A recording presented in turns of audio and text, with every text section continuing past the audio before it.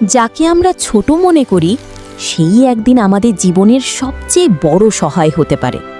একটা জঙ্গলে ছিল এক বিশাল শক্তিশালী হাতি। সবাই তাকে ভয় পেত, কারণ সে একটু রাগী ছিল। একদিন হাঁটতে হাঁটতে সে ভুল করে একটা ছোট ইঁদুরের বাসা ভেঙে দেয়। ইঁদুরটা কাঁদতে কাঁদতে বলল, তুমি এত বড় হয়ে আমাদের ছোটদের কষ্ট দাও কেন?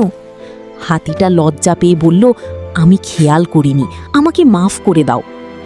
কিছুদিন পর সেই হাতিটাই শিকারির জালে আটকে গেল।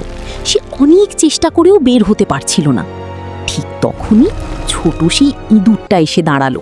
সে তার ছোট দাঁত দিয়ে ধীরে ধীরে জাল কাটতে শুরু করলো, আর কিছুক্ষণ পর হাতিটা মুক্ত হয়ে গেল।